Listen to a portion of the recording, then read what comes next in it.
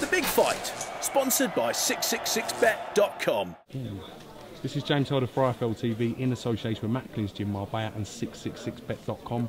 We're here today for the big weigh, and obviously Derek Chisora taking on Tyson Fury 2, and the fight that everyone's really talking about, Billy Joe Saunders defending his titles versus Chris Eubank Jr.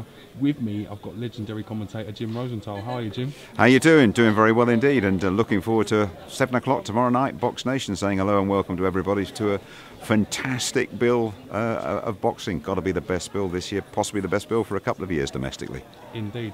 Good chance to have a look at both fighters today in terms of Billy Joe Saunders and Chris Eubank. The first time they've come face to face and had a head-to-head. What was your initial thoughts for that?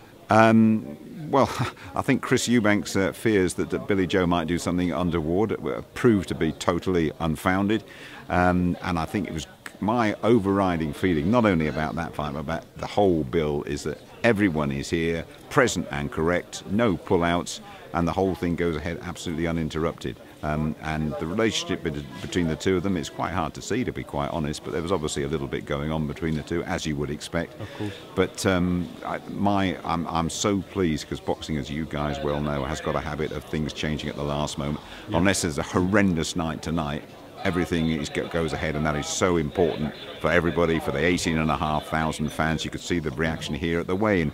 Good turnout here, a bit like an old-fashioned weigh-in, with not quite Las Vegas, but close. And I think there's a real buzz about this whole bill. It's interesting because we've seen the build-up all the way through Box Nation and IFL TV. Before the fight was made, the fighters calling each other out. Will it, won't it? The press conference drama. It's all added to a real saga that's been this card, and now to have them face to face, head to head, you can really feel the excitement, can't you? Well, it's great, and there are so many championship fights down the bill, and so many fights that a lot of boxing people and all the fans are undecided about. Indeed. And you can make a decent argument for both guys, couldn't you? Indeed. There's huge attention on the heavyweights finally getting it together, and I think they're both very different fighters, very different human beings from the first fight.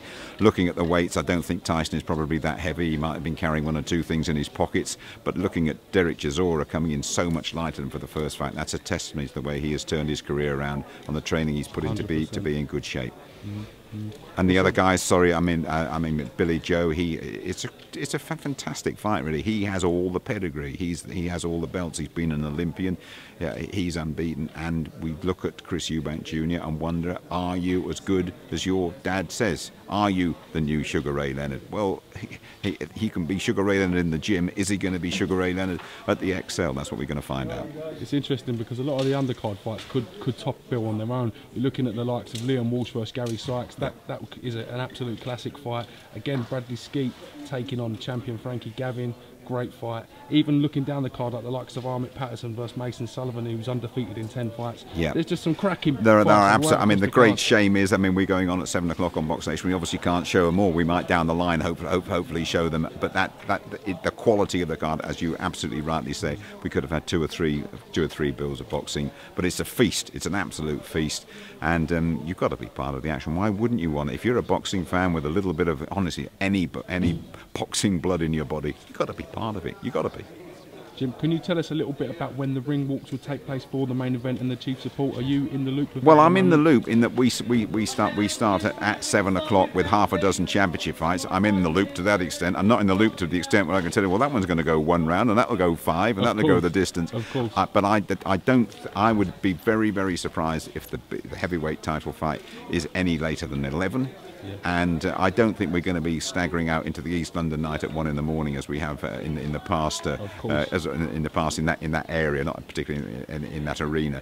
So that's as good as I can do, really. With Sykes, I think Sykes and Walsh starting it off at 7 o'clock, and we'll take it from there. Listen, I think you're doing a fantastic job. Do remember, there's a drink in it for you if you mention IFL TV on the live Box Nation feed. And, we'll catch you. I mentioned it on Box Nation, actually proming your show. I did it. So yeah, I'll keep IFL in mind. It's like a big moment for us having your voice like talking our name. I could play it back on Vimeo. I'll give you guys a bit of credibility now and again. Don't worry. Great to talk to IFL. Appreciate it. See you soon. Cheers. Bye, mate. Bye. Sponsored by 666bet.com.